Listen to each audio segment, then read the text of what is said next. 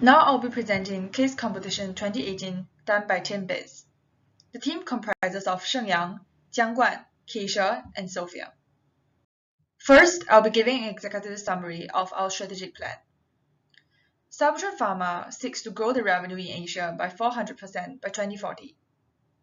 Although Asia remains a small player in the global pharmaceutical industry, we believe that there's huge potential in this region. And therefore, Cybertron can leverage on this changing landscape to achieve its revenue target. We believe that although Asia market is growing at 12% over the past 4 years, it is low compared to the target growth of 40%. Therefore, we need to find strategies that maximize revenue growth for Cybertron to gain traction in the coming years. We have selected 3 different countries that exhibit the greatest growth potential in the coming years, and we have accounted for factors such as the GDP growth and the current industry landscape. Our overall strategy is named Bigger, Bolder, and Better, aims to offer a customized growth strategy for each of these 3 countries. All these 3 strategies require extension in the product line, also including innovative and inorganic growth strategies. We hope to maximize returns of our overall portfolio and serves as a risk diversification strategy for rapid growth. Our overall goal is to achieve and create new channels of revenue for Cybertron and improve returns in the areas in which Cybertron has traditionally outperformed the market. Now I'll be giving a brief outlook by regions. We have selected a few countries and compared them based on a few indices that we thought is relevant to the healthcare industry. We look at the population growth, economic growth, government support, infrastructure, and the level of competition. The 3 countries that we have chosen are Australia, Indonesia, and Vietnam. We believe that the level of competition in these regions are relatively low, allowing small firms like Cybertron to outperform the peers. The government support in these regions are really strong, allowing for strong backup in terms of funding from the government. We believe that although the infrastructure in these regions are slightly weaker compared to their counterparts, there are potentials for growth, and Cybertron will help in assisting the government to build these infrastructures. And these are also business opportunities. The criteria for country selection are viability of the market, determined by the sustainability of both the population and economic growth. The second criteria is existing government support, favorable policy, and good infrastructure, key for new entrants. Lastly, and most importantly, low level of competition are favorable for market penetrations.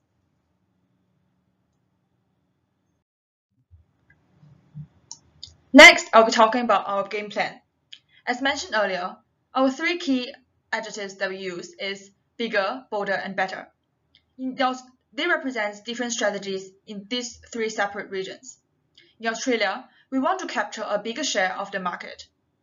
In Indonesia, we want to attract new customers with a bolder strategy, including innovative and also inorganic, such as mergers acquisition strategies.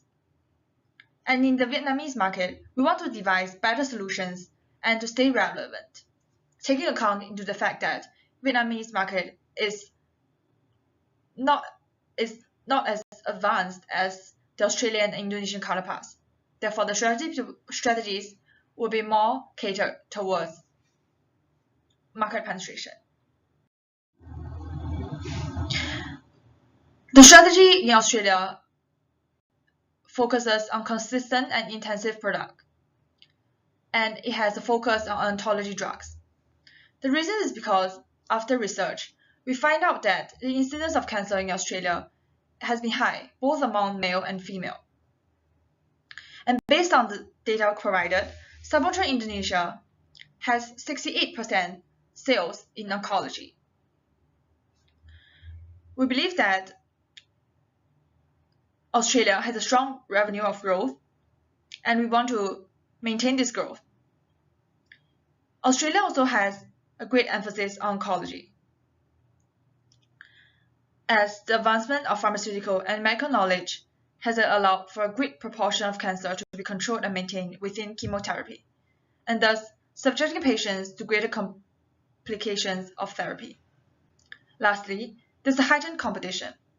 We understand that oncology has been the main revenue generator for Cyberthron, but more competitors are entering into the market space. Therefore, to stay relevant and competitive, we want to focus on these drugs. We have achieved great success in our sales of forensic acid, which decreases the side effects of methotrexate and other type of drugs. Thus, we recommend extending our product line to modulate and control life-threatening side effects that can be applicable to chemotherapy regime. Due to the increased competition, Cybertron needs to increase our market share in oncology drugs through merger and acquisitions of smaller players, such as local drug company Amgen Australia. We recommend mergers because it is relatively cheaper options and yield greater internal rates of return for our capital investments.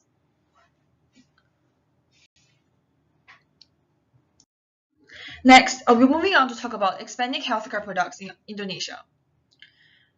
Due to the rising affluence of middle class, there's increasing purchasing power and confidence in spending. There's also increase in private health spending based on our research.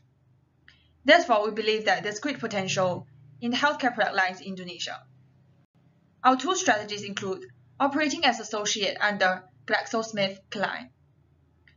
The reason why we choose GSK is because there has been an increasing growth in revenue in GSK, and if Cybertron Pharma operates under GSK as an associate, it can gain 30% share of net income of GSK and equity accounting method. This means that the revenues generated under GSK will be accounted for by Cybertron. And this is advantageous for investors who wants to invest in Cybertron, as both Cybertron and GSK can leverage on each other's resources and expand in Indonesian market. The second strategy is venturing into diabetology, medical wearables, and IoT services.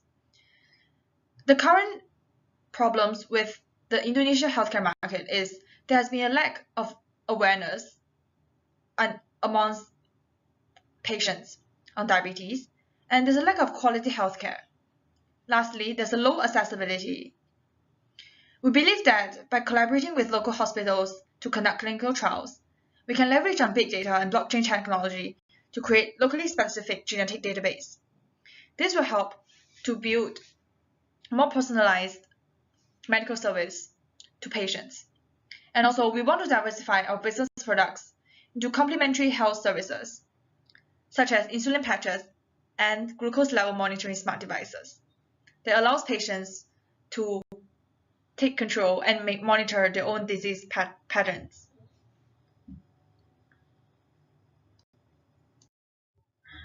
Our strategy in Vietnam is to enhance universal healthcare through government collaboration. We found that the Vietnamese government is really keen to spend on the healthcare industry. However, it lacks the adequate infrastructure to do so. And we have found out that 1.9 million children in Vietnam are malnourished. 80.8% of them lack zinc, 33.3% lack iron, and 16% lack vitamin A. Therefore, we want to meet the local demands by increased product offerings in pediatric supplements.